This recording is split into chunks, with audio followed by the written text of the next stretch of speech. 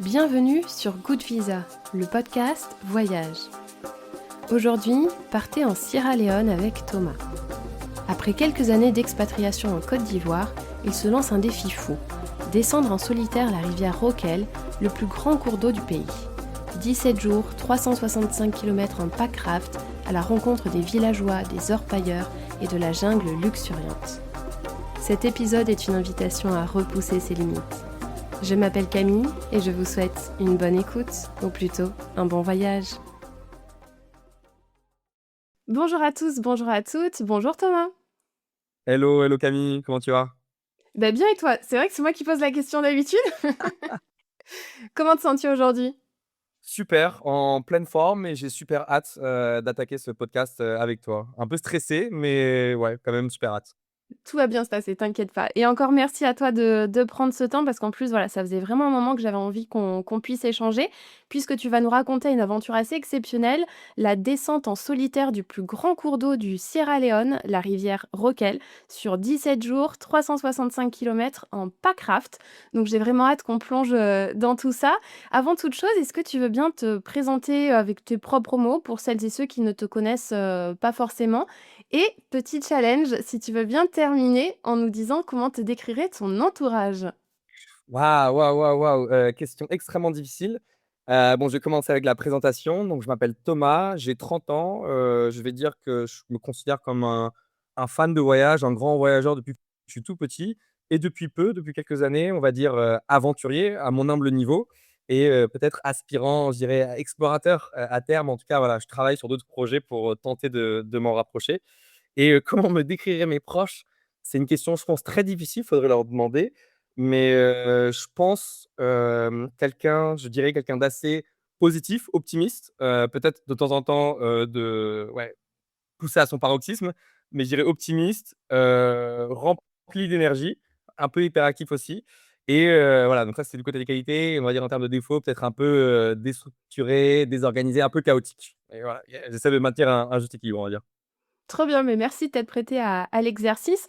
Donc peut-être avant de rentrer dans cette aventure, comprendre en fait comment on se retrouve à partir dans le Sierra Leone, qui est un pays en plus qu'on connaît quand même peu, je pense. Je pense pouvoir parler pour l'audience et c'est pour ça aussi que je suis tellement contente qu'on puisse en parler. Donc en plus, toi, tu vas peut-être nous expliquer et raconter à l'audience.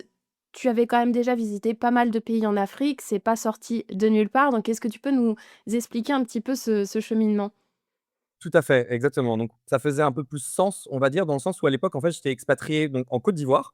Donc je vivais à Abidjan, qui est la capitale économique et c'est là-bas que j'ai commencé en fait mes amis m'ont offert un kayak pour mon anniversaire. Bon, j'avais fait du lobbyisme, les quelques mois en amont, j'avais préparé le terrain, mais voilà, ils m'avaient offert un kayak. C'était un rêve, on va dire, que j'avais depuis un certain nombre d'années. J'ai commencé à explorer des fleuves un peu, en Côte d'Ivoire, donc des petites sections au début, j'ai jamais pris de cours de quoi que ce soit, donc des sections calmes, des sections sur une journée, 2 journées et ainsi de suite. Bah, je suis allé à creuser des fleuves de plus en plus loin à Côte d'Ivoire et un jour, voilà, j'avais, quelques semaines de vacances, une dizaine de jours, donc j'ai commencé à voilà, sur Google Maps, à élargir un peu la carte et à regarder ce qu'il y avait autour, en dehors de la Côte d'Ivoire, à regarder à l'échelle de donc Afrique de l'Ouest. Ça a commencé avec un 1er projet en Casamance, sur le fleuve éponyme, Casamance et ensuite, voilà, j'avais cette fois-ci une période un peu plus longue. J'ai mis toutes mes vacances dessus. J'avais 3 semaines et voilà et j'ai vu ce petit pays. C'est un pays relativement petit, par rapport à la Côte d'Ivoire, par rapport au pays en Afrique de l'Ouest et je suis tombé sur la Sierra Leone. Donc c'est un nom qui, pour moi, évoquait beaucoup de choses, d des bribes d'histoire que j'avais entendues, mais pas mal de mystères et voilà et je me suis dit, j'ai creusé derrière, j'ai lu, je me suis documenté, un peu de bouche à oreille avec quelques voyageurs et je savais que ça va être le pays parfait, en tout cas, pour lancer cette aventure. Et est-ce que toi, tu avais déjà fait un petit peu, du bivouac, ce genre de choses par-ci par-là aussi avant? Ouais, ouais, je pense un peu comme tout le monde globalement, parce qu'une aventure, c'est extrêmement large. Comme tu le dis, ça peut être, un week-end aller bivouaquer, même sur une journée aller partir en montagne, aller sur un fleuve, même s'aventurer en fait dans je sais pas derrière la maison, dans le jardin. En fait, c'est très, très large pour moi, le la définition même d'aventure et j'avais commencé moi, du coup, à mon niveau avec mes amis, à partir du coup, à faire plein de week-ends en Côte d'Ivoire. C'est génial, c'est un pays sublime.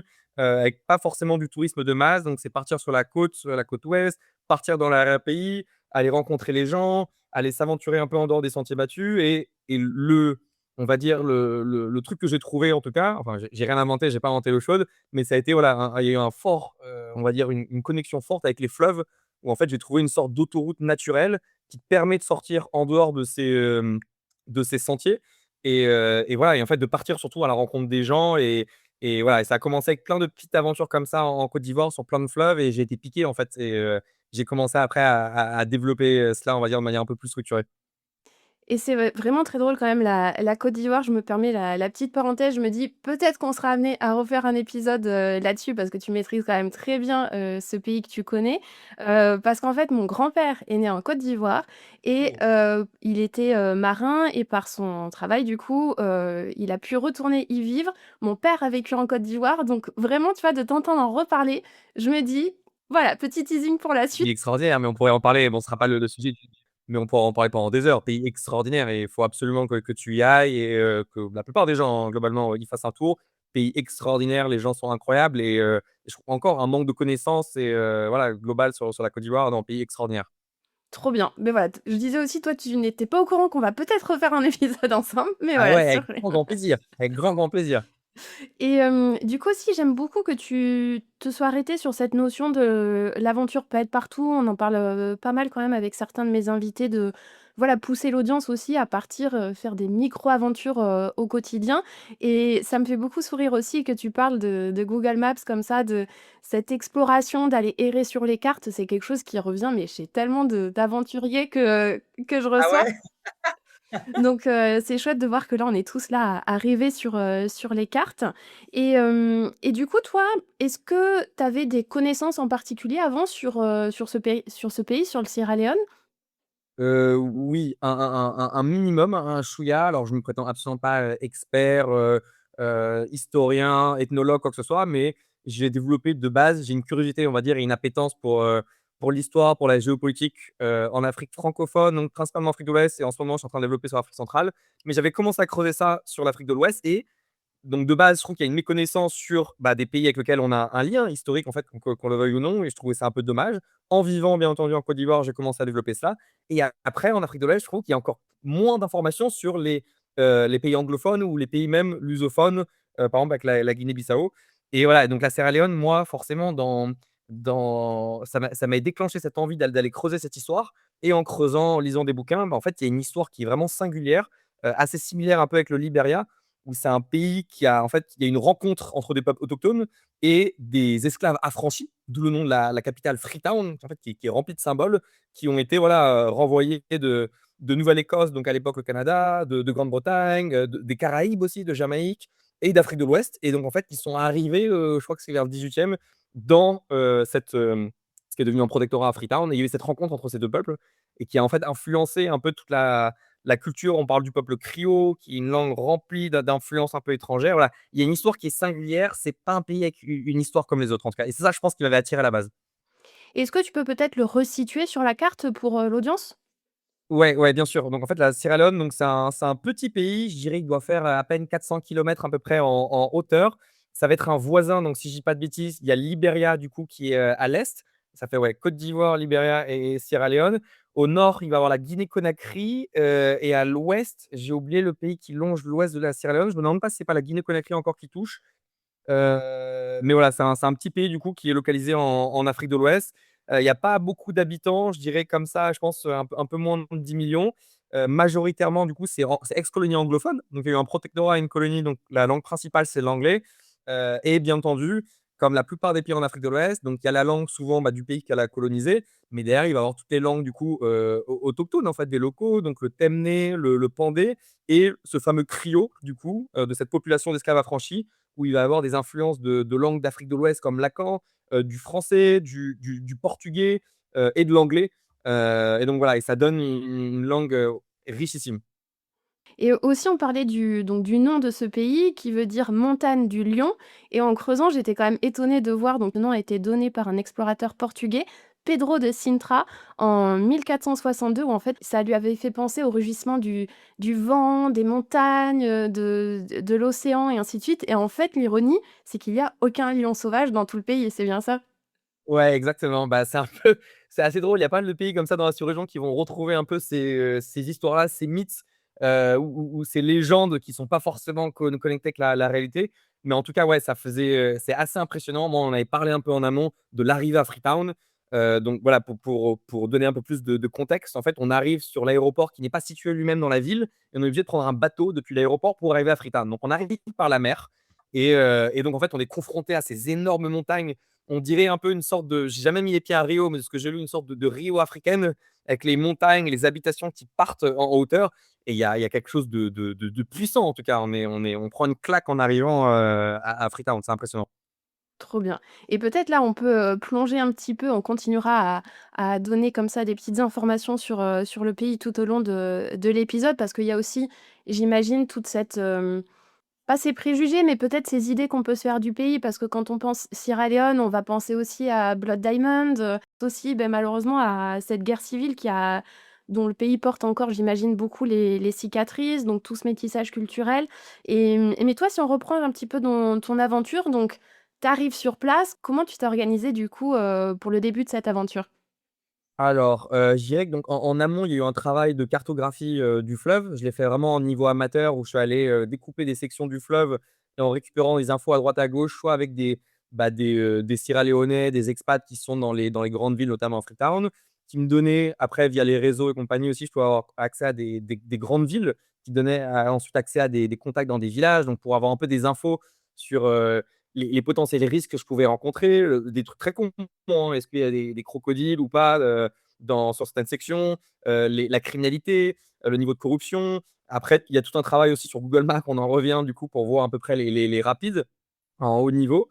Donc ça, c'était un 1er travail de préparation en amont et ensuite, je me suis basé vraiment sur, quelques contacts, on va dire, à Freetown, en cas d'urgence, au cas où il m'arrivait quelque chose, juste par exemple, je sais pas, une arrestation, une agression, avoir un backup dans la capitale et ensuite j'ai tout mis sur, Ibrahim qui a été mon bien plus qu'un chauffeur parce qu'en fait, comme souvent dans ces pays-là, c'est un mec, bah, en fait, qui est surdiplômé, qui est très smart, qui est très cultivé et voilà, qui se retrouve à faire un taf alimentaire, un job alimentaire et donc qui a été un chauffeur guide et qui m'a amené du coup de Freetown, jusqu'à la ville la plus au nord que j'ai pu trouver, Irafilaya et ensuite, il m'a abandonné, il m'a lâché entre les mains de motards pour m'emmener vers un village. Mais voilà, ma première impression de la Sierra Leone, mon premier contact, ça a été, Ibrahim qui m'a, voilà, raconté ce que tu en parlais, voilà, la guerre civile, la situation actuelle.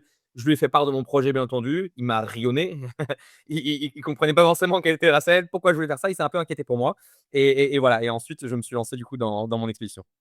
Trop bien et du coup ce Packcraft parce que j'aime bien dans le podcast on parle, voilà de voyage et d'aventure avec, tous les, transports, inimaginables. Donc toi ton Packcraft comment ça se présente en fait? Parce que j'imagine que tu étais pas là à te trimballer, avec ton Packcraft, partout, hein? Non, non, et ouais, exactement. Donc Backcraft, en fait, donc pour ceux qui connaissent pas, c'est une sorte de petite embarcation, un petit kayak gonflable en quelque sorte. Donc je sais pas qui a commencé réellement à développer ce genre d'embarcation, si c'est américain ou européen. Mais moi, j'avais entendu en tout cas parler d'une marque française et c'est une boîte qui s'appelle Mekong qui a commencé du coup à développer, cette embarcation en France. J'avais fait un stage du coup de Packcraft un peu pour me professionnaliser un minimum, avoir la base, donc dans les Hautes-Alpes. Voilà, j'ai testé le matériel, j'ai adoré et en fait, ça s'est popularisé, on va dire, un peu récemment dans le domaine de l'aventure et notamment en Afrique parce que c'est l'embarcation parfaite quand il y a beaucoup, en fait, d'étapes à sauter, que ce soit des rapides, du portage dans des conditions compliquées, des rochers, de la jungle. En fait, bah, tu c'est compliqué de crapahuter, surtout seul avec un matériel lourd comme du kayak et là, le Packraft, c'est parfait. C'est, replié, ça pèse 2,5 kg, tu mets ça dans ton sac à dos et tu peux partir à l'aventure et voilà et alterner de la marche, du trekking, du portage et le déployer, quand à nouveau tu es sur le fleuve. Trop bien et c'est vrai quand on en avait parlé en amont, tu m'avais expliqué que toi, tu avais pas envie de juste être, voilà, dans ton embarcation, partir, 3 semaines, juste être seul sur le fleuve, pleinement en solitaire. Tu avais aussi envie d'avoir, ces rencontres avec les locaux que et c'est pour ça, du coup, de ce que tu nous expliques, tu avais prévu quand même des stops au fur et à mesure, tout au long de ce fleuve? Ouais, tout à fait. Je pense, je dirais, c'est ce que je recherchais avant tout, en amont, c'était vraiment les interactions humaines, dans le sens où je suis pas forcément, loin de là, un fan de kayak, mais c'est pas une finalité en soi le kayak, en fait, c'était plus un moyen, en tout cas, que moi j'ai pu trouver. Donc, à la base, donc j'avais commencé en Côte d'Ivoire, puis en Casamance et là en Sierra Leone, pour rentrer en fait en contact avec les gens. Donc déjà sortir en dehors des sentiers battus et rentrer en contact avec les gens, en fait. Parce que imagine tu arrives en pleine brousse, en voiture, dans ton 4x4 avec la clim ou je ne sais où, dans quelle autre, condition, c'est compliqué de créer un vrai lien et là, en fait, tu arrives par le fleuve, donc les premières interactions que tu vas avoir, ça va être les pêcheurs, les gens qui travaillent sur l'eau, les réparateurs de bateaux, des gens qui voyagent et donc en fait, dès le début, tu vas nouer un peu un lien parce que je dis pas qu'il va forcément y avoir, une forme de curiosité, mais ouais, ils sont quand même assez intrigués. Globalement, je caricature, mais que fait l'étranger? Que fait le blanc, en arrivant sur le fleuve?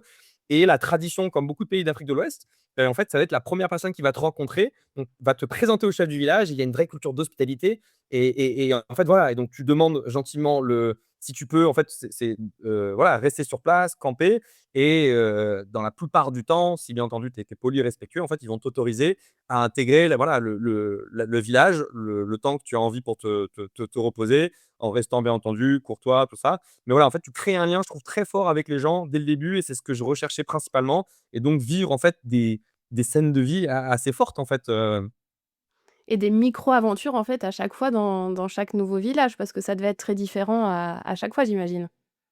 Ouais, tout à fait et bah, je te le cache pas, au tout début, je pense que tu peux être un petit peu anxieux, en fait, avant d'arriver dans un village. Tu sais pas que forcément comment tu vas être reçu et à chaque fois, enfin, dans 95 des cas, je dirais, l'accueil, il est extraordinaire où en fait, mais ça m'est déjà arrivé après plusieurs jours où il y a des sections où tu rencontres moins de villages, dans des conditions, assez compliquées, où physiquement tu es éprouvé et en fait, tu arrives, tu demandes juste, toi, si globalement, en quelque sorte, tu peux t'arrêter, mettre ta tente, tu as ton matériel, tu as un peu ta nourriture et tout et les gens t'accueillent, les gens t'aident à porter ton matériel, te proposent du coup de te nourrir, tout ça. Enfin, c'est des émotions extrêmement fortes et voilà et dans la plupart des scénarios, il y a un accueil qui est incroyable, il y a des discussions très profondes, il y a des interactions fortes et en fait, tu partages du coup la vie du village, tu vas aider sur les tâches dans l'après-midi, tu vas jouer avec les enfants et c'est incroyable et souvent, ce qui va même te faire beaucoup de mal, c'est qu'en fait, toi, tu as ton itinéraire, il est planifié, il y a des distances à abattre et en fait, bah, ça m'est arrivé plusieurs fois de tomber dans les villages où l'accueil a été extraordinaire. J'ai créé des liens très forts. Souvent, il y a des contacts, que je maintiens même encore aujourd'hui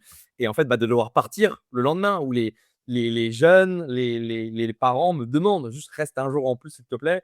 Donc ouais, c'est assez déchirant, mais c'est extraordinaire. C'est vraiment extraordinaire.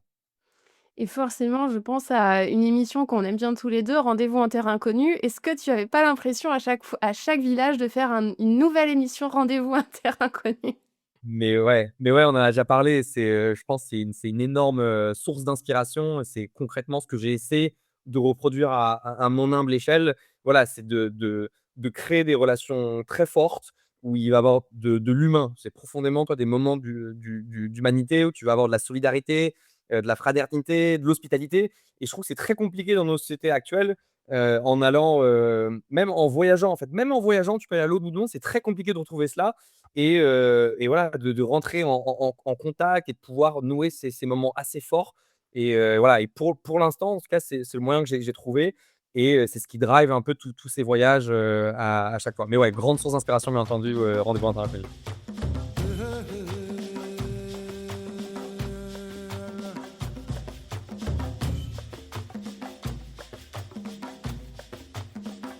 Et est-ce que tu te rappelles maintenant de ton premier village, en fait, la première rencontre où voilà, parce que je suis en train de m'imaginer la scène, ça doit être hyper impressionnant le 1er arrêt que tu as dû faire où, bah, tu te dis: «Bon OK, il faut que j'aille voir le chef du village». Enfin, ça doit être, comme tu le disais, hyper impressionnant.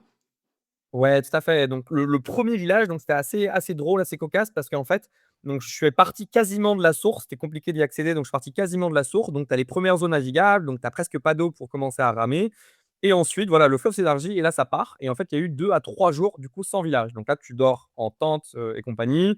Donc c'est moi qui suis quand même assez, social, mes amis, tu vois, pour revenir un peu comme on est créé, je pense aussi très bavard. Donc c'est compliqué en fait. Tu passes 6-7 heures à ramer seul en fait, par jour du coup, sur ton packraft.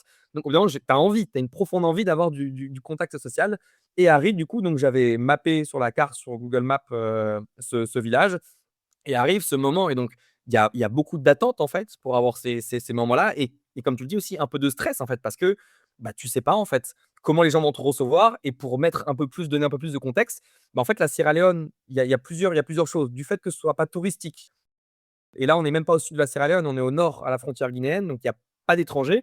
Du fait de la guerre civile que tu as évoquée, bah, en fait, il y a une crainte de l'étranger, où en fait, ils se disent: «Le touriste n'existe pas là-bas». Donc en fait, un mec encore plus qui débarque sur le fleuve, il est suspicieux. Donc j'ai eu plusieurs mésaventures comme ça, mais en fait, le 1er village, je me rappelle très bien, ils m'ont suspecté soit d'être un missionnaire religieux, soit d'être un orpailleur, en fait, parce qu'il y a beaucoup de richesses qui ont été souvent aussi exploitées, voilà, par des gens avec de mauvaises intentions et donc fallait montrer patte blanche, en fait. Expliquer: «Écoutez les gars, donc tu arrives avec ton matériel, tu as la machette et compagnie», ils voyaient un blanc qui arrive sur le fleuve, ils faisaient gaffe et donc voilà, montrer patte blanche, et montrer souvent des photos, des vidéos, montrer l'embarcation aussi, ça les fait marrer derrière, ils comprennent un petit peu et voilà et arriver en tout cas à crever l'abcès dès le début, à rigoler un peu et voilà et ensuite, tu débloques, on va dire la 2e phase où là, tu étais reçu dans des conditions vraiment incroyables par le chef du village, le président des jeunes, les familles. Ils te proposent un logement en fait, la plupart du temps. Moi, j'arrive pour demander simplement ma tente, pour poser ma tente, j'ai ma nourriture de mon côté.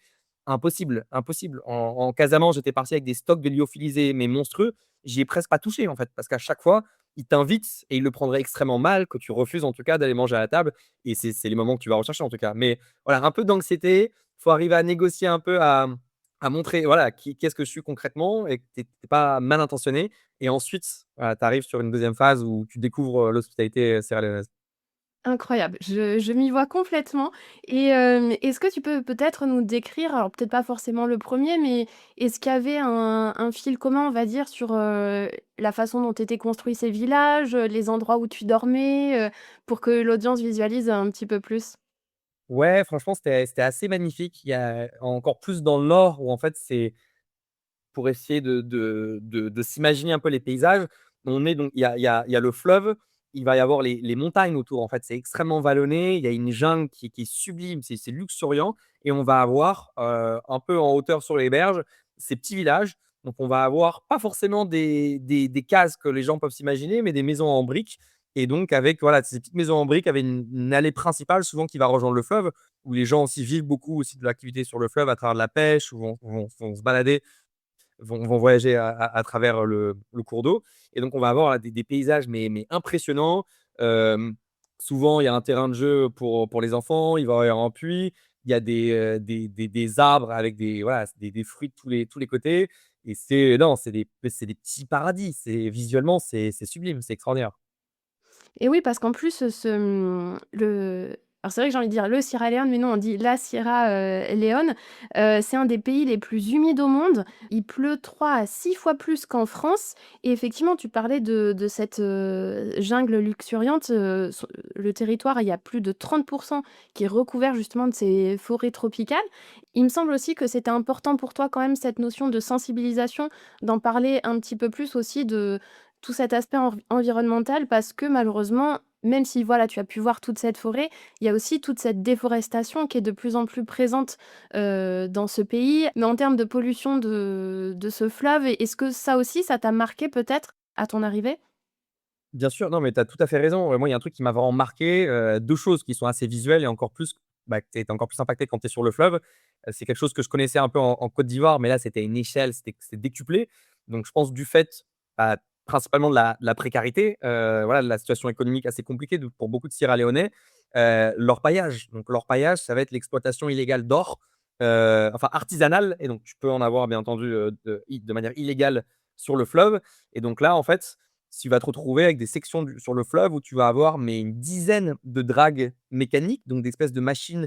Ça fait un boucan d'enfer. Tu les entends à 500-600 mètres et en fait, qui vont remonter de la terre, en fait, de la boue et compagnie et ensuite qui vont séparer pour essayer d'obtenir du coup des petits morceaux d'or et bien entendu, ils vont aller mettre plein de produits comme, du mercure dans l'eau, donc qui va aller, voilà, polluer considérablement le fleuve. Alors qu'on en parlait tout à l'heure, ça va être utilisé le fleuve en fait par beaucoup de populations riveraines, en fait comme une source d'alimentation et donc tu vas avoir ça, tu vas avoir visuellement aussi en fait, c'est des cicatrices en fait. Ils vont aller mais éventrer, toutes les rives du fleuve. Donc tu vas aller complètement arracher des arbres, la terre et compagnie. Donc visuellement, il y a un impact qui est colossal, donc sur la biodiversité, sur le fleuve, tout ça. Et donc ça, c'est un des premiers phénomènes et le 2e qui est aussi assez impressionnant, j'en avais entendu parler, mais ça, j'en avais jamais vu avant d'arriver en Sierra Leone, c'est tout ce qui va être l'exploitation, le trafic de sable. Donc en fait, pour générer des matériaux de construction, en fait, il y a aucune, régulation. Les mecs, débarquent en fait avec des camions dans des villages proches de l'embouchure. et en fait, vont rémunérer les gars à la journée. Donc c'est un travail qui est extrêmement pénible et en fait, complètement illégalement, vont aller récupérer du sable et vont aller le revendre derrière en ville, dans les villages et compagnie pour que les gens puissent, voilà, générer des matériaux de construction. Et donc en fait, voilà, tu vas avoir tous les soucis qui vont avec, tu vas avoir de l'érosion. C'est le sable est une barrière naturelle, voilà, contre des mouvements climatiques et qui plus est, le sable, les plages sierra-léonaises, ça fait aussi partie, du potentiel dingue, en fait, de tourisme qu'aurait pu avoir la Sierra Leone avant la guerre civile, qu'a la Sierra Leone encore aujourd'hui. Donc malheureusement, ça met le pays dans une situation assez compliquée. Mais voilà, c'est 2 gros phénomènes, moi, en tout cas, qui m'ont vraiment marqué, visuellement et ça, c'est assez triste. Ouais, ouais, c'est triste, mais après, c'est vrai qu'avec le podcast, j'ai envie de, voilà, présenter la réalité telle que, bah, tu as pu la découvrir. Et c'est vrai que tu nous parlais des orpailleurs et j'ai envie de revenir dessus, juste après. Mais on en parlait dans la petite introduction, on parlait de Blood Diamond parce que, bah, ce pays, forcément, on pense aux diamants parce que c'est un des 10 premiers producteurs de diamants au monde et une partie des pierres précieuses est donc extraite à la main et la plupart des diamants ont plus de 3 milliards d'années. Moi, je je trouve cette info juste, dingue. Donc moi, ma question, ça allait être, voilà, comment tu as fait par rapport à ces interactions, si tu en as eu, avec, les orpailleurs? Et est-ce que, voilà, on t'a parlé des diamants dans ton séjour ou est-ce que toi, c'était très présent dans dans le creux de ta tête? Ah, mais ouais, mais tout à fait, parce que tu as raison. Les premières fois que je pense que j'ai dû entendre parler de la Sierra Leone, c'est à travers le film Blood Diamond. Donc pour moi, ça la première chose qui était évoquée, c'était le diamant en termes de richesse. Donc heureusement, je pense pour ma sécurité, en fait, les diamants, je crois que c'est aux alentours de la ville de Kindu. C'est un peu plus à l'est de la rivière Rockel. Donc c'était pas une région, moi, où j'ai été confronté directement au trafic de diamants et je pense que c'était une bonne chose dans le sens où, ça va générer, en fait, des groupes clandestins qui sont assez méfiants, où voilà, il peut y avoir une potentielle criminalité liée à cette activité. Et donc moi, j'étais pas forcément non plus épargné. J'étais dans une activité où voilà, où il y avait beaucoup d'orpaillage, voilà, donc lié à l'or et je me rappelle, dans les 3 premiers jours, en fait, d'arriver dans ce fameux premier village, donc en jungle, je suis passé au bout d'un moment par un espèce de micro-pont et j'ai été arrêté. Il y avait un checkpoint avec des militaires. Ma première réaction, j'étais assez stressé parce que voilà, je sais que la plupart de mes interactions en Afrique de l'Ouest ont été géniales avec les autorités. Tu peux t'en sortir très bien souvent avec deux-trois vannes, deux-trois références. Dans le pire des cas, un petit billet. Mais voilà, là, j'avais peur. Tu es proche de la frontière. S'ils veulent me racketter, me dépouiller, ils peuvent le faire. Et en fait, je suis tombé, comme la plupart du temps, sur des gens mais extraordinaires et en fait, qui sont inquiétés pour ma sécurité. Et les Sierra Léonais, les autorités m'ont expliqué gentiment: «Là, tu continues à descendre sur le fleuve, tu vas rentrer du coup dans une jungle encore plus profonde. Il y a très peu de villages et de plus en plus, il y aura de l'orpaillage».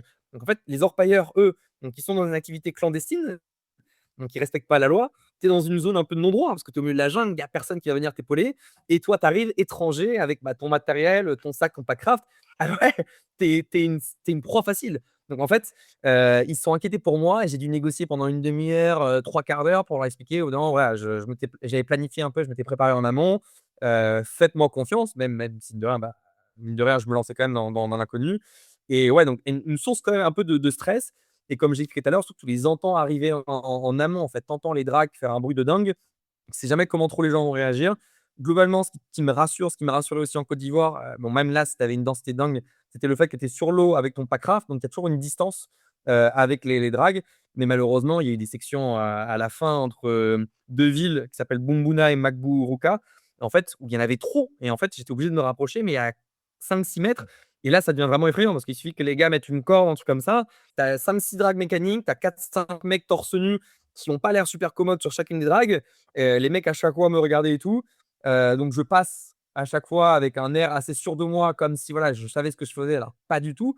Et en fait, il suffit juste qu'il y ait un mec décide de m'arrêter pour X raison, d'aller sur le fleuve et là, ouais, je pouvais avoir des sérieux soucis. Mais voilà, dans l'ensemble, c'est plutôt bien déroulé où je pense que, chacun s'occupait en quelque sorte de ses affaires.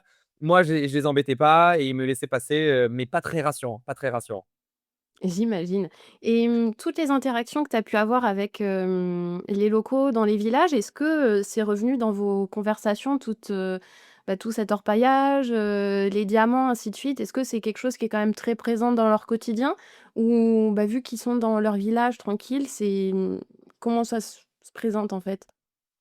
Je dirais pas forcément très présent dans leur quotidien, mais en tout cas, c'est un sujet qui peut revenir, dans les conversations, dans le sens où c'est terrible, tu l'as évoqué, c'est un des pays les plus riches, en termes de ressources et malheureusement, il y a une vraie précarité là-bas. Il y a une situation qui est très compliquée, économiquement. C'est un des pays en termes d'IDH qui fait partie des moins bien classés, des moins bons élèves, de la planète. En termes d'espérance de vie aussi. Donc il y a une situation quand même qui est très précaire, où j'avais l'habitude, moi, que ce soit en Côte d'Ivoire ou en Casamance, d'aller me balader, d'aller dormir dans les villages. Là, j'ai été confronté à des situations où tu vois que, bah, il y a une vraie misère, où en fait, village ne rime pas forcément avec misère, parce que tu as souvent, en fait, tu des les gens mangent à leur faim, les enfants sont scolarisés, donc voilà, il y a pas, je trouve qu'il y a pas une vraie misère, qui me marquait. Et là, en Sierra Leone, malheureusement, je suis tombé dans des villages où il y avait pas forcément tout ça, où ça tournait juste au manioc, par exemple, il y avait pas grand chose. Et tu le voyais, donc en fait, ouais, c'est ça. Et les gens, contrairement à ce que l'on peut penser, dans la plupart du temps, sont assez cultivés, sont assez éduqués. Beaucoup sont allés à l'école, ont travaillé en ville, écoutent la radio, en fait, sont cultivés sur l'actualité, ce qui se passe dans leur pays, et voilà, et comprennent, en fait, qu'il y a quelque chose qui ne tourne pas rond, en fait, et ils sont pas forcément amorphes, c'est juste qu'ils sont impuissants par rapport à la situation, et voilà, ils sont conscients de ces inégalités et qu'il y a quelque chose, voilà, qui cloche un peu, donc c'est assez triste. Et est-ce qu'ils ont des espérances en particulier pour, leur pays? Ou est-ce que tu sentais qu'il y avait quelque chose qui les motivait, profondément, ou un peu d'espoir peut-être pour le futur? Bonne question, très, très bonne question. De l'espoir, la plupart du temps, je pense qu'elle se résumait à, et j'ai pas envie de faire une généralité, mais les peu de profils que j'ai en tête, ils se résumaient à, voilà, à pouvoir faire un job pour pouvoir payer l'éducation de leurs enfants, et c'est que, bah, le gosse ou les gosses arrivent à pouvoir faire le job, la profession dont il a envie, pas forcément devoir faire un job, alimentaire. Mais c'est assez compliqué. Il y a une corruption qui est endémique, tu as pas forcément une bonne gouvernance. Donc c'est assez complexe. Il y a beaucoup de micmacs, c'est assez opaque. On t'explique souvent, c'est une anecdote qui revenait souvent, c'est si on t'a expliqué un peu la politique en Sierra Leone et que tu penses l'avoir compris, c'est qu'on te l'a mal expliqué. C'est très complexe, donc voilà, c'est une situation qui est pas facile, qui est vraiment difficile, et encore plus, je pense, dans les villages, voilà, où tu as pas forcément encore, aux mêmes opportunités que dans les villes. Je dirais pas que les gens, voilà, à nouveau sont amorphes, sont complètement abattus, mais ils sont quand même conscients que, voilà, ça va être très compliqué, et la priorité, elle base sur l'éducation des enfants, et après, voilà, ils prennent, je pense, chaque jour est un nouveau défi, et voilà, et ça se projette pas forcément à moyen long terme. Chaque jour déjà, voilà, c'est arriver à se payer, et à, voilà, et avoir de quoi nourrir sa famille, et ensuite, voilà, chaque jour est un nouveau défi.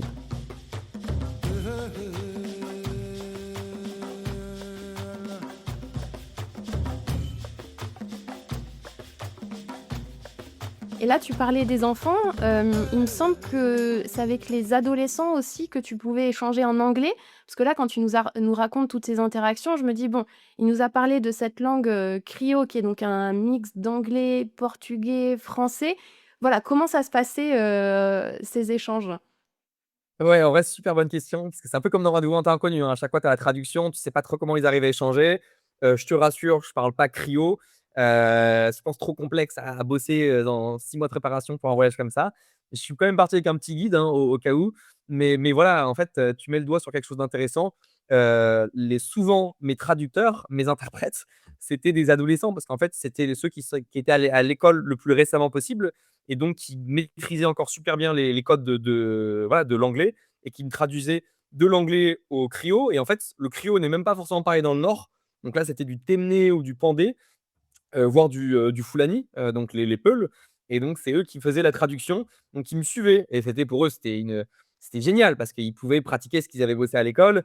Et là, même chose, ça te crée du coup des interactions, mais d'une profondeur tout autre, en fait, parce que tu peux arriver à échanger, en fait, sur le quotidien, et c'est ça qui est trop génial. Moi, c'était un vrai challenge, c'était en Côte d'Ivoire et en Casamance, globalement, dans tous les villages, en français. Tu t'en sors très bien en français, parce que Casamance, la plupart des gens parlent le français, beaucoup de jeunes, même beaucoup de vieilles personnes.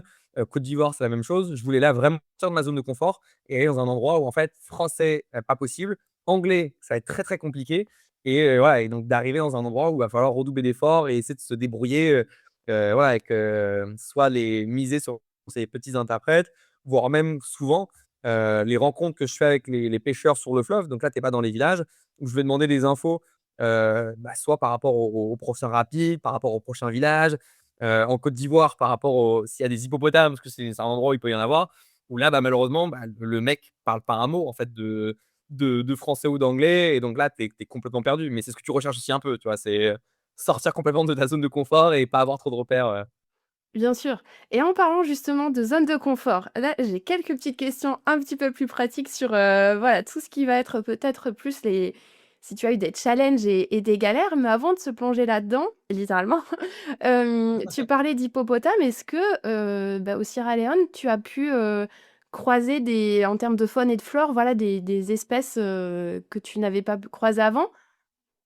Alors oui, donc Sierra Leone, la rivière Roquette, c'était assez «soft» entre guillemets, dans le sens où, d'un point de vue en termes de faune, dans le sens où il y avait pas de, d'hippopotame ou de crocodile, il y en a pas énormément. Il y a une espèce qu'on appelle crocodile d'Afrique de l'Ouest, donc c'est plus petit que le crocodile du Nil, c'est moins agressif globalement. Ça a plus peur parce qu'en fait, ça a été chassé, donc ça a plus peur qu'autre chose par rapport à l'être humain. Donc je savais qu'il y en avait parce que j'en ai vu dans des villages, en fait, les pêcheurs vont l'attraper, en fait et vont le cuisiner. Donc je savais qu'il y en avait, mais voilà, c'était pas quelque chose que je craignais. Hippopotame sur le Rocal, il y en avait pas, donc ça, c'est quand même voilà, un beau souci que je m'étais retiré. Mais il y a eu quand même des rencontres extraordinaires, voilà, animales, dans les premiers jours notamment, en fait, dans la zone la plus reculée, sauvage, donc dans la jungle à la frontière guinéenne. Là, voilà, tu te retrouves en fait en première loge, donc dans le fleuve entre les montagnes. Tu es privilégié et tu vas voir en fait des loutres dans le fleuve. Tu vas apercevoir des singes, donc voilà, se balader d'arbre en arbre, des calaos, c'est un énorme oiseau, d'ailleurs qui est aussi emblématique de la Côte d'Ivoire, qui est un gros symbole là-bas, qui est une sorte mais qui fait un boucan d'enfer, une sorte d'hélico qui va aller se balader entre les arbres et là, c'est extraordinaire parce que tu es au milieu du fleuve, tu es en première loge et tu assistes à ce spectacle, c'est sublime, c'est vraiment sublime. Et du coup, par rapport aux galères que tu as pu, rencontrer en termes de challenge, et là aussi on est un petit peu quand même toujours dans cette thématique de la faune et de la flore avec, les fourmis, où il me semble que ça a été un petit challenge, non? Ah ouais, mais complet, mais c'est génial de voir à quel point, en fait, tu peux avoir préparé un peu le danger, en amont, où j'avais eu des mauvaises expériences, par exemple, en Côte d'Ivoire avec des hippopotames, je sais pas, en Casamance ou même en Sierra Leone, j'ai eu des problèmes aussi de temps en temps avec les humains que tu vas rencontrer et tu penses avoir tout planifié et ne pas attendre le danger, en fait, sur ton campement un soir et une journée, mais très compliquée où en fait, je me suis retrouvé à arriver dans un village où là, bah, pour une fois, c'est très rare, mais je sentais qu'il y avait une tension, que c'était assez tendu, et je le sentais pas, en fait, je le sentais pas de rester là. Donc j'ai décidé, en fait, de décamper un peu au dernier moment, de prendre le fleuve, du coup, c'est assez risqué de nuit et de m'éloigner du village.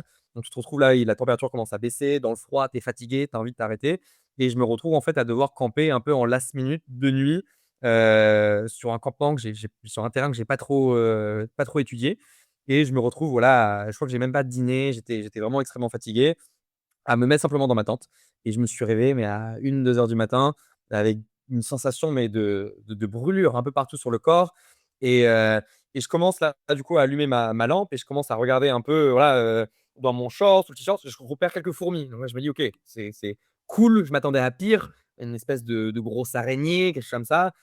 Voilà, j'étais pas très à l'aise. Là, je vois que des «fourmis» entre guillemets, ça devrait le faire et je me rendors fatigué et en fait 5 minutes plus tard, impossible, des douleurs, mais ça, c'est de tous les côtés et là, j'allume la lampe et je regarde en fait au niveau des jambes et en fait, elles avaient perforé ma tente et je me retrouve avec un tapis de fourmis qui commençait en fait à m'arracher. J'en avais en fait dans tous les sens et donc tu te retrouves en fait, mais extrêmement fatigué, dans le froid à 2 heures du matin, à devoir sortir et bah, concrètement en fait te déshabiller, mais complètement, à enlever tout le bordel et en fait à les retirer une par une, à nettoyer. Je me rappelle très bien avec ma coque en fait de portable, à les balayer en fait pour les envoyer une par une en dehors et à les retirer. Tu as les mandibules qui restent accrochées de temps en temps quand tu arraches, le corps et donc une fourmi c'est cool, une dizaine ça va, c'est un peu moins sympa et en fait là, j'avais une fourmilière complète et elles avaient raison parce que je me suis littéralement établi sur leur campement donc elles ont raison en tout cas de me dégager, mais c'était pas très agréable donc ça a duré une demi heure de combat et ensuite, bah, voilà, j'ai battu en retraite et en tout cas, ça m'a donné une bonne leçon.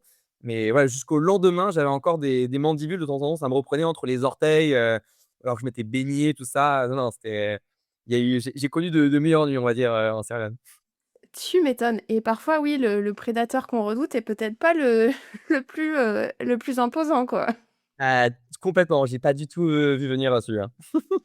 Et après en termes de difficultés, est-ce que, il y a eu quand même peut-être des challenges assez physiques? Parce qu'on là, tu nous parlais du froid la nuit. Il me semble qu'un de tes gros challenges, c'était de que ça soit aussi éprouvant, en fait, les variations de température, il me semble. Est-ce que tu peux nous en dire un peu plus? Ouais, tout à fait. Ça, c'est quelque chose que j'avais un peu préparé, mais je pense psychologiquement, enfin, je m'attendais pas à une telle amplitude de température. Déjà en Côte d'Ivoire, j'avais l'habitude, quand je partais du coup un peu dans le nord, tu te rapproches un peu du Sahel. En fait, tu vas avoir un vent qui s'appelle l'harmattan. Donc, c'est un grand vent qui part du Sahara et qui va déferler sur l'Afrique de l'Ouest, qui va annoncer la saison sèche et donc qui va emporter avec lui, bah, beaucoup de poussière et qui va faire baisser vraiment les températures, mais de manière très, très élevée, la nuit. Donc pour donner un peu un ordre d'idée, tu es aux alentours de 10 degrés la nuit, alors que la journée, tu es à 35 degrés, 30-35 degrés, avec 90 d'humidité. Donc la journée, toi, tu as ramé 6-7 heures, tu es sous le soleil qui tape énormément. Tu étais au 10e, 12e, 13e jour de ton expédition, tu es usé, voilà, par les nuits, par la chaleur, par l'effort physique, qui est répété. Et en fait, le soir, tu vas avoir une autre bataille où tu as lutté contre la chaleur, l'humidité la journée, et le soir, la température va vraiment, vraiment, vraiment baisser. Et donc, il faut avoir, assez de vêtements, de matériel pour se couvrir. Et là-dessus, j'ai peut-être été un peu light, on va dire, où j'avais oublié, je pense, quelques nuits froides en Côte d'Ivoire. Donc, ça n'a pas été super facile, ça n'a pas été très agréable. Et rebelote, en fait. Donc, tu te lèves à 6-7 heures le matin. Au bout d'une heure, ça y est, il commence à faire déjà trop chaud et tu es reparti. Donc, c'est assez, on va dire, c'est ouais, assez pro, hein. Et après tout ce qui est, matériel avec, du coup, tu nous expliquais par moment, tu étais obligé de le porter, ton j'ai du mal à le dire, ton pack craft décidément. Il y avait aussi cette histoire de l'eau parce que tu nous parlais des repas où tu avais prévu très large et tout, mais j'imagine qu'il fallait que tu puisses, voilà, trouver de l'eau, donc j'imagine des filtres, ainsi de suite? Ouais, tout à fait. Donc je suis parti avec, 2 filtres, au cas où parce que, bah, la dernière fois que je suis parti en Casamance, je suis parti idée brillante, je suis parti avec un seul filtre.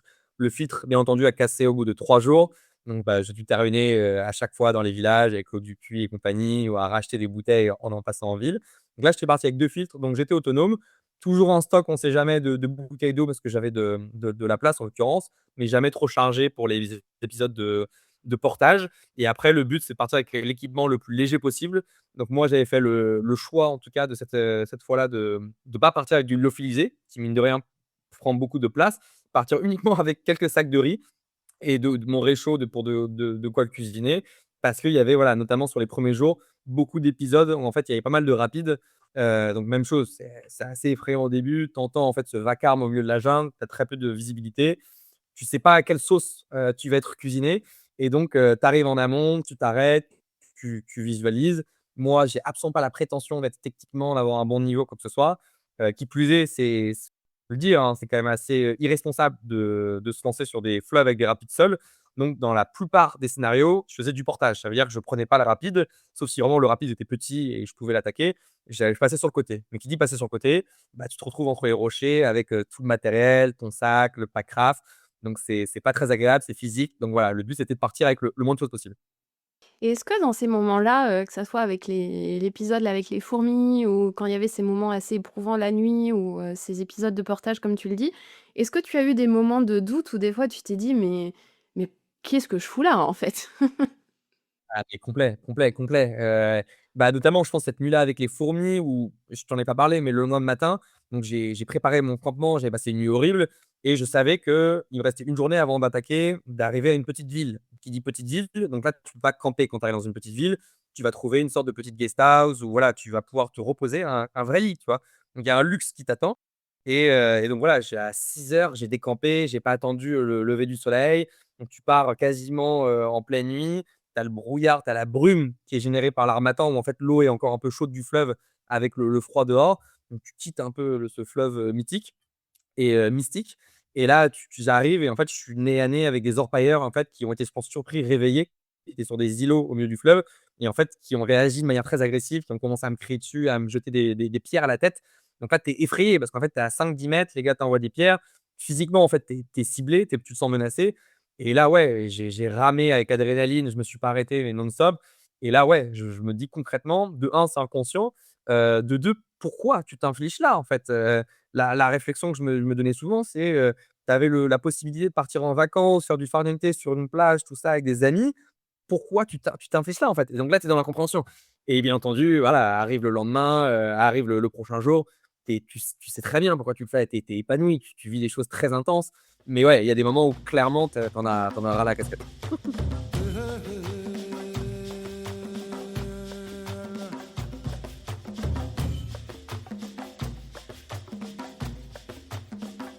Et c'est vrai que dans le podcast, j'aime bien creuser un petit peu sur, bah, voilà, tu parlais de qu'est-ce que je suis allée chercher, qu'est-ce que cette aventure est venue, bah, chercher en toi justement.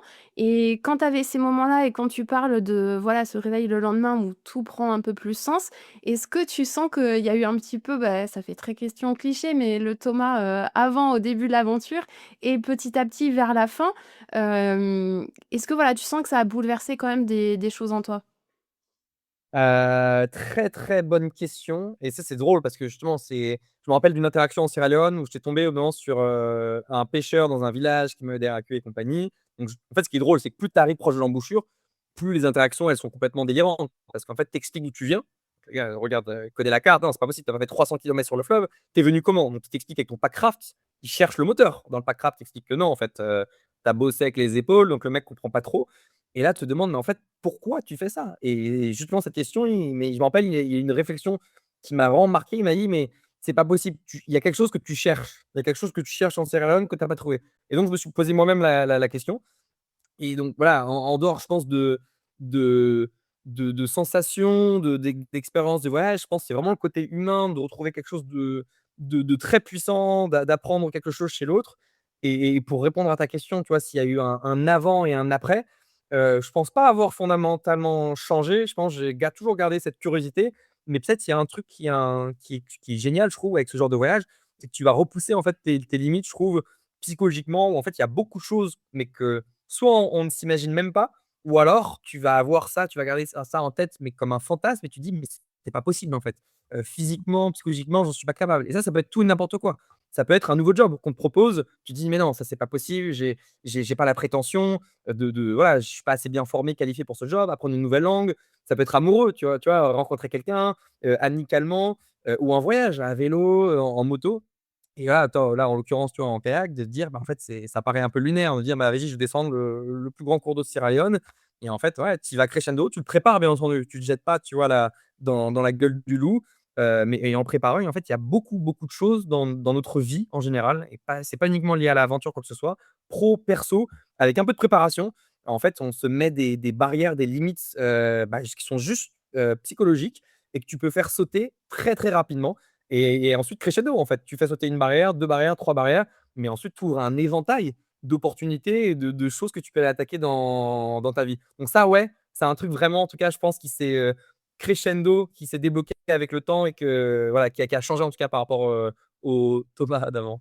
Ça t'a donné des ailes, en fait, à la fin.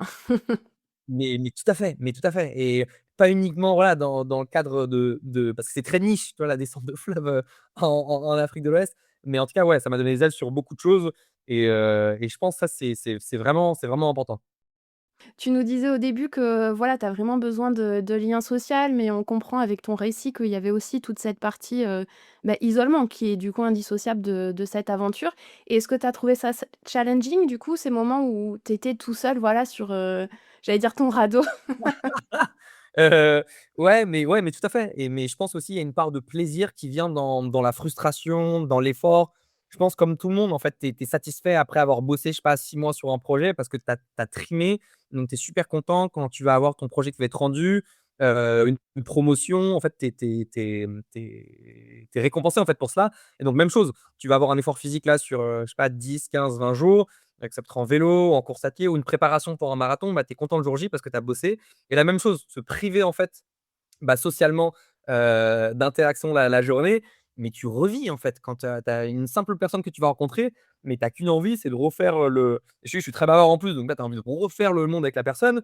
Tu t'es privé de bonne nourriture, même en termes de dose, c'est assez petit, tu vois? Tu es sur du riz quasiment toutes les journées, mais tu arrives dans un village, tu as un ragoût qui s'appelle le yébé, qui est une spécialité sierra-léonaise. Dit comme ça, c'est pas le truc qui paraît le plus, réjouissant. C'est un ragoût à base de manioc un peu épicé, mais c'est extraordinaire. Mais même chose, tu es en termes de saveur, tu es dans quelque chose vraiment d'incroyable, tu es dans de la nouveauté. Donc ouais, je pense qu'il y a beaucoup de plaisirs qui viennent j'enfonce des portes ouvertes, hein, mais qui viennent du fait de se priver, de la chose en amont d'avoir un peu trimé et en fait, c'est tu vois et tu réalises un peu, tu sais, c'est Sylvain Tesson qui disait que n'importe quelle gourde d'eau, un verre d'eau que tu vas boire après avoir traversé, je sais pas, 10 jours une zone aride, ça vaut tous les restaurants gastronomiques, les plus, prestigieux au monde, tu vois? Et je pense que c'est un truc qui est assez extraordinaire. Complètement et merci de partager ce message à l'audience. Encore une fois, je me dis: «Mais oui, c'est pour ça que je fais le podcast, pour pouvoir partager, ce genre de message à l'audience», donc merci beaucoup et tu touches un aspect, dont on n'avait pas parlé, mais c'est vrai que dans ça fait un moment que j'en ai pas parlé dans certains épisodes, mais en termes de gastronomie. Du coup, voilà, tu nous parlais de ce plat, est-ce que tu as fait d'autres découvertes ou voilà, dans ces moments, avec les villageois, est-ce qu'il y avait des saveurs, assez nouvelles, parce que c'est vrai que c'est une gastronomie que je ne connais pas du tout. Alors principalement donc la nourriture en Sierra Leone, c'est assez basique, on va dire, à base de manioc et de riz, dans le sens où voilà, il y a il y a quelques un peu de fruits, mais très peu de viande, même du poisson, c'est rare, parce que ça reste un luxe en fait, dans ces villages-là, dans ces endroits-là.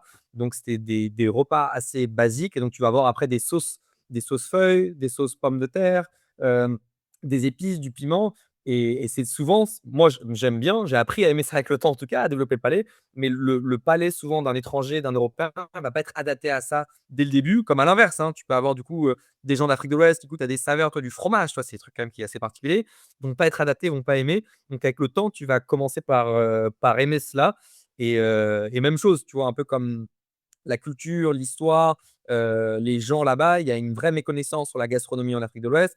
Et là, je vais encore prêcher pour ma paroisse, on pourra en reparler une prochaine fois, mais en Côte d'Ivoire, par exemple, toi, tu as une vraie diversité, tu as des plats qui sont vraiment, vraiment délicieux et tu te régales en fait. Il faut aller creuser et là, c'est génial quand tu as mangé des choses assez basiques sur quelques jours et que tu arrives dans un village et je sais pas, tu vas avoir du garba qui est un sorte de. Tu retrouves ça plus proche de la mer, mais tu vas avoir du thon grillé avec, de la tchéké qui est une sorte de semoule de manioc. Ils te mettent des condiments, un peu de mayo, mais voilà, c'est le paradis. C'est royal. Ouais, ah oui, complet. Là, du coup, si on conclut un petit peu cette aventure, incroyable, qu'est-ce que tu aimerais que l'audience retienne de ce pays? Qu'est-ce que toi, tu en retiens dans les grandes lignes? Très, très bonne question. Je pense que j'aimerais que les gens retiennent, se souviennent de la Sierra Leone, en tout cas comme un pays, extrêmement hospitalier, accueillant, sublime, des très beaux paysages, des gens incroyables, riches culturellement et préservé en fait du tourisme de masse. Et contrairement à ce que l'on peut penser, l'image qu'il va renvoyer, tu vois, via des films comme Blood Diamond, La Guerre civile, qui a laissé une image sulfureuse, en fait, qui est relativement très safe, en fait. Contrairement à d'autres pays, dans l'imaginaire collectif qui sont assez touristiques, mais où il y a une vraie criminalité, la Sierra Leone est super safe et je recommande vraiment à tous les gens qui ont envie de, découvrir, je pense découvrir l'Afrique de l'Ouest, découvrir, un pays riche culturellement et de vivre des expériences humaines assez fortes et intenses, voilà, d'aller, barouder, d'aller s'aventurer en Sierra Leone. Ça peut être, à pied, en kayak, sur une plage, en jungle. Mais je pense que voilà, les gens repartiront avec de superbes souvenirs et c'est un pays vraiment qui mérite, à être plus connu et visité. Et toi, aujourd'hui, quand tu penses à ce pays, quand tu fermes tes yeux, est-ce qu'il y a un souvenir qui se dégage ou quelque chose qui t'a beaucoup marqué et quand tu penses, Sierra Leone, paf, ça te revient tout de suite? Ouais, je pense que ça c'est quelqu'un en particulier, un jeune qui s'appelle, Daouda, à 3-4 jours de Freetown. C'était un petit village assez isolé, où en fait, pour accéder au village, donc je vais quitter le fleuve et là, le village, pour une fois, était assez éloigné du fleuve. Donc il a fallu que je marche crapahute pendant, je pense, 3/4 d'heure avec tout le matériel. Donc tu as terminé de ramer, donc tu es fatigué, tu dois traverser, crapahuter sur un petit sentier, hein. Donc assez compliqué physiquement et tu arrives comme d'hab dans un village, tu sais pas comment tu vas être reçu. Et là, surtout que j'arrivais dans le village un peu en sortant de la jungle. Donc les mecs se disent: «D'où sort cet étranger?» Donc j'avais peur en fait que les gars soient trop surpris et en fait, je suis tombé sur un jeune qui avait, je pense, 16-17 ans, un grand gaillard mais dès le début, comme c'était assez presque mystique, comme s'il m'attendait en fait. Comme s et absolument pas surpris, il se retournait: «Ah, hello, how are you? How are you? Where are you from?» Et super cool, écoutez, qui a expliqué: «Écoutez, tiens, prends son matériel, viens, je vais t'installer là. Tu t'appelles Thomas, moi c'est Daouda, enchanté», ça. Et en fait, ça a été mais extrêmement fluide. Ouais, il y a quelque chose de mystique et c'est un jeune du coup super cool. On a passé la journée ensemble et c'était vraiment génial et à qui encore aujourd'hui du coup je suis resté en contact et que j'aimerais absolument retourner en Sierra Leone pour le rencontrer à nouveau. Mais ouais, je pense que l'hospitalité en tout cas de la Sierra Leone, ouais, Daouda la résume, super bien et cette rencontre elle était dingue. Ah, trop bien. Mais écoute, merci de l'avoir, partagé avec nous et je sais, j'arrête pas de dire: on conclut», mais bon, les auditeurs, et auditrices ont l'habitude, c'est un petit peu ma spécialité. Maintenant, peut-être, on va se poser la question pour la suite de tes aventures. Est-ce que, tu peux nous en toucher quelques mots? Est-ce que ça parce que voilà, on le disait que ça t'a donné des ailes, cette aventure, donc je me dis: «Bon, il va pas s'arrêter là», est-ce que tu peux peut-être nous faire un petit teasing? Ouais, tout à fait. Donc, effectivement, ça m'a donné des ailes. J'ai toujours envie d'aller, barouder, rencontrer des gens, m'aventurer sur des fleuves sur le continent africain. Donc il y a un super projet que je prépare en juillet, 2026, donc cette année. Donc voilà, c'est un premier projet sur 2 semaines et ensuite ça fait quasiment, presque 1 an que je travaille sur cette fois-ci pas une aventure, mais j'essaie de structurer quasiment une expédition, un projet avec un but scientifique. Donc passer, voilà, d'aventurier à explorateur qui est pour moi un rêve, un fantasme depuis que je suis tout petit. Donc c'est un projet sur lequel je suis en train de travailler, qui prend beaucoup de temps, en termes d'organisation, d'autorisation, de sécurité et ça qui serait, voilà, pour un départ, en avril 2027, toujours sur le continent africain. Donc voilà, il y a plein de super projets qui débarquent, prochainement et j'ai vraiment trop, trop hâte, d'attaquer, ces projets et de me jeter dedans. Donc vraiment super hâte. Mais écoute, trop bien et hâte qu'on puisse échanger, pour, voilà, raconter peut-être, ces prochaines aventures. Donc là, promis, on termine et ma dernière question signature, si tu pouvais laisser un dernier message pour l'audience, qu'est-ce que ça serait? Je pense que je vais revenir encore sur le message que l'on a évoqué tout à l'heure, le fait d'éviter de s'imposer trop de barrières, psychologiques dans la vie voilà, dans la vie de tous les jours, perso, pro, pour des voyages et voilà, de travailler, de se fixer des objectifs, de se fixer des objectifs ambitieux. Et donc après chacun a ses notions d'ambition, mais de pas trop se fixer de limites, de rêver fort, de rêver haut et ensuite de le préparer, de le bosser et voilà et je pense qu'on peut si j'enfonce vraiment des portes ouvertes, hein, mais on peut soulever des montagnes, se dépasser et vraiment, voilà, repousser ses limites et se surprendre soi-même. Donc voilà, de pas se fixer de limites, rêver, vraiment rêver fort et ensuite pas hésiter à voilà, à partir à l'aventure, à se jeter dans le vide et je dis ça, j'ai le vertige, hein, mais se jeter dans le vide et à prendre des risques et je pense quand c'est bien préparé, le fait de prendre les risques peut débloquer beaucoup, beaucoup de situations dans la vie de tous les jours et je parle pas uniquement de descendre de fleuve encore une fois, faut pas hésiter à prendre des risques dans la vie et je pense que ça peut apporter beaucoup, beaucoup de choses bénéfiques, en tout cas quand c'est un peu préparé et structuré en amont. Parfait, beh, écoute, merci pour cette belle conclusion. Encore merci pour ton temps. Merci à toi et à très bientôt. Merci beaucoup Camille, à très bientôt. Et ne partez pas tout de suite, promis, c'est pas une pub, je me répète, mais votre soutien est vraiment fondamental pour la suite des aventures de Good Visa. Alors si vous pouvez prendre une minute pour vous assurer que vous êtes bien abonné au podcast, que vous avez laissé, j'espère, 5 étoiles, et sur Apple Podcast, vous pouvez même laisser un avis, et sur Spotify, sur chaque épisode, vous pouvez laisser un commentaire, pareil sur YouTube et ainsi de suite. Vraiment, je compte sur vous. Merci du fond du cœur et je vous dis à très bientôt.